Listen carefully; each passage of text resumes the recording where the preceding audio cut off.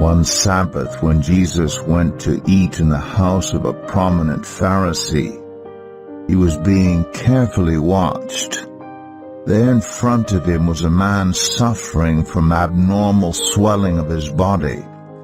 Jesus asked the Pharisees and experts in the law, "Is it lawful to heal on the Sabbath or not?" But they remained silent. So taking hold of the man, he healed him and sent him on his way.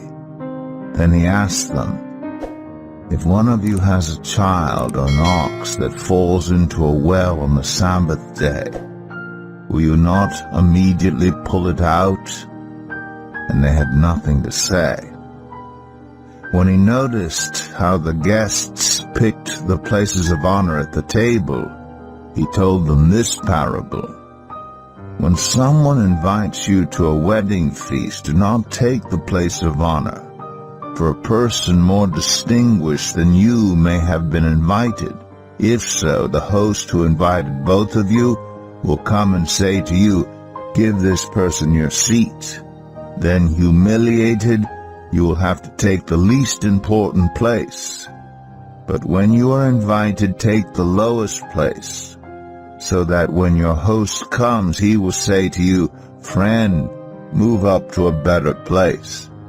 Then you will be honored in the presence of all the other guests.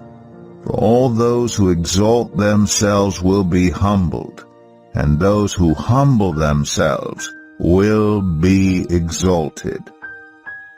Then Jesus said to his host, "When you give a luncheon or dinner, do not invite your friends, your brothers or sisters, your relatives, or your rich neighbors. If you do, they may invite you back, and so you will be repaid.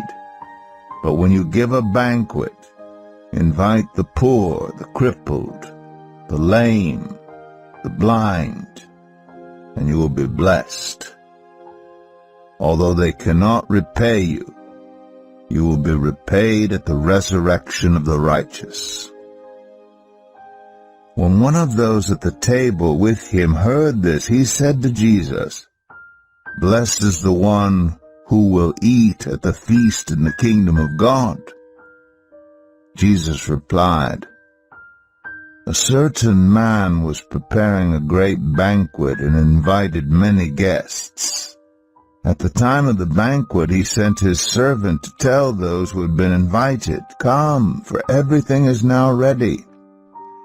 But they all alike began to make excuses. The first said, 'I have just bought a field, and I must go and see it. Please excuse me." Another said, "I have just bought 5 yoke of oxen, and I'm on my way to try them out. Please excuse me." Still another said, "I just got married, so I can't come." The servant came back and reported this to his master. Then the owner of the house became angry and ordered his servant, "Go out quickly into the streets and alleys of the town and bring in the poor, the crippled, the blind, and the lame." "Sir," the servant said, "what you ordered has been done, but there is still room." Then the master told his servant, "Go out to the roads and country lanes and compel them to come in, so that my house will be full. I tell you, not one of those who were invited will get a taste of my banquet." Large crowds were traveling with Jesus, and turning to them he said, "If anyone comes to me and does not hate father and mother, wife and children, brothers and sisters, yes, even their own life, such a person cannot be my disciple. And whoever does not carry their cross and follow me cannot be my disciple. Suppose one of you wants to build a tower. Won't you first sit down and estimate the cost to see if you have enough money to complete it? For if you lay the foundation and are not able to finish it, everyone who sees it will ridicule you, saying, 'This person began to build and wasn't able to finish.' Or suppose a king is about to go to war against another king.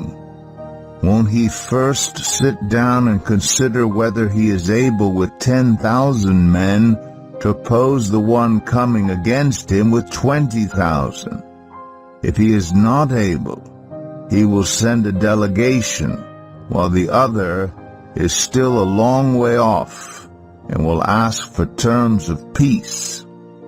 In the same way, those of you who do not give up everything you have cannot be my disciples.